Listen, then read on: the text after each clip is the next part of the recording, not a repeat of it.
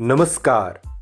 आप सुन रहे हैं द बॉलीवुड रेडियो और मैं हूं आपके साथ आकाश। दोस्तों, किस्सा राजेश खन्ना और उनकी पत्नी डिंपल कपाड़िया का है। दरअसल आज के इस पॉडकास्ट में बात होगी राजेश खन्ना की वसीयत की।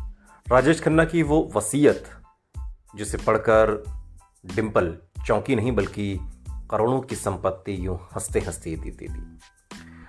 राजेश खन्ना हिंदी सिनेमा के ऐसे सुपरस्टार हैं जिनकी कहानियां आज भी लोगों को पसंद आती हैं। राजेश खन्ना की अदाओं पर लड़कियां मर मिटती थीं, उनकी सफेद कार लिपस्टिक से लाल कर देती थी, जैसे किस्से हमने आपको खूब सुनाए और आपने सुने भी।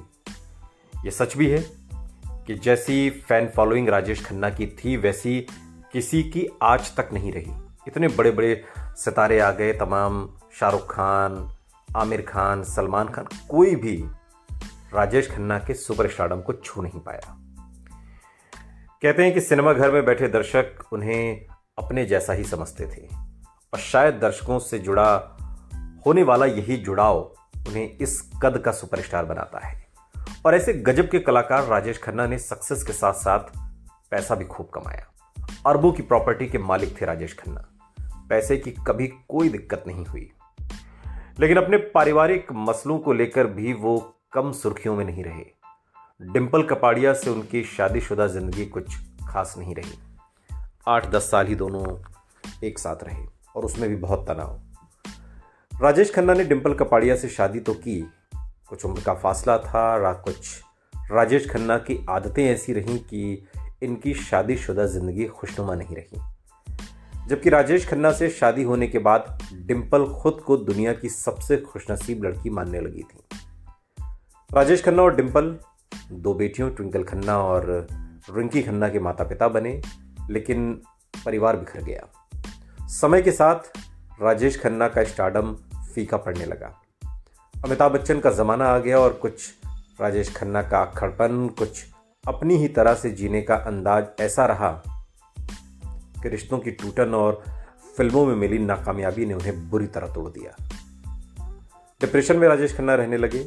साल 2011 में राजेश खन्ना की तबीयत अचानक से बिगड़ी तो फिर उन्होंने बिस्तर पकड़ लिया। चेकअप हुआ तो कैंसर डिटेक्ट हुआ, बहुत इलाज हुआ, लेकिन बात बनी नहीं और अंत समय करीब आता जा रहा था और कैंसर उन्हें खाता जा रहा था। कहते हैं कि अपने आखिरी पलों में राजेश खन्ना खामोश रहते थे, बस यही चाहते थे कि उनकी बेटियां आंखों के सामने रहें। ट्विंकल उन दिनों बहुत कम आ पाती थी क्योंकि वो प्रेग्नेंट थी, लेकिन रिंकी हमेशा उनके पास रहती थी और ऐसे वक्त में डिंपल कपाड़िया उनकी बड़ी तीमारदारी करती थी।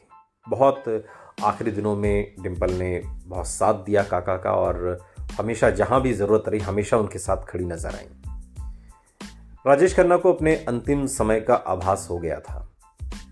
ये जानते थे कि कभी भी दुनिया से विदाई हो सकती, इसलिए उन्होंने अपनी वसीयत बनवाई और उस वसीयत में उन्होंने अपनी उन जो कमाई थी ज़िंदगी भर की, कहें जिस तरीके से उन्होंने जो भी कमाया था उसे उन्होंने आखिरी समय में अपने बच्चों को दिया और साथ ही जो डिंपल कपाड़िया को लेकर एंगल है, डिंपल कपाड़िया को उन्होंने कुछ दिया नहीं। राजेश खन्ना ने डिंपल की तरफ देखा और वसीयत के बारे में बताया तो डिंपल ने कहा, मुझे कुछ नहीं चाहिए, जो देना है अपने बच्चों को दे दीजिए। और राजेश खन्ना ने ऐसा ही किया। अपने पूरे होशो हवास में उन्होंने अपनी सारी जायदाद अपनी दोनों बेटियों को दे दी और आपको जानकर ताज्जुब होगा कि राजेश खन्ना ने अपनी वसीयत में से कुछ भी अपनी पत्नी डिंपल के नाम नहीं किया। और ये तमाम सवाल भी उठते रहे कि आखिर राजेश खन्ना ने ऐसा क्यों किया, लेकिन इसका कोई जवाब मुकम्मल तौर पर नहीं है। ये दो लोगों के बीच की बात थी, पति पत्नी की बात थी। कहते हैं कि आखिरी समय में राजेश खन्ना ने डिंपल की तरफ देखा और वसीयत के बारे में जब बात की तो डिंपल ने खुद ही मना कर दिया कि मुझे कुछ नहीं चाहिए, जो देना है आप अपनी बेटियों को दीजिए।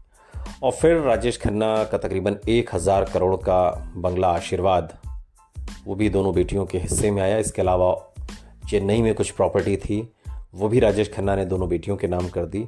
बाकी और जो भी बैंक बैलेंस या तमाम चीज़ें थीं, सब कुछ काका ने अपनी दोनों बेटियों को दे दिया।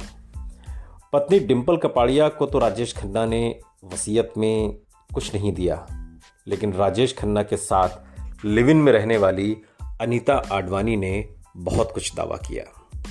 उन्होंने वसीयत को ज़बरदस्ती बनवाने का भी दावा किया कि राजेश खन्ना से ज़बरदस्ती वसीयत बनवाई गई। उन्होंने ये भी आरोप लगाया कि मेरा भी हिस्सा आशीर्वाद में है। मैं काका के साथ 10 साल, तकरीबन 10 से 15 साल लिव इन रिलेशनशिप में रही।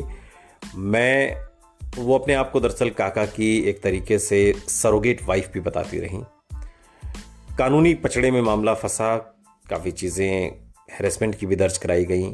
अनीता आडवाणी ने हैरेसमेंट का आरोप भी लगाया था राजेश खन्ना के परिवार पर उनके निधन के बाद, लेकिन ये सब कुछ कोई दाल गली नहीं और राजेश खन्ना ने अपनी सारी संपत्ति अपनी वसीयत में अपनी दोनों बेटियों को दे दी।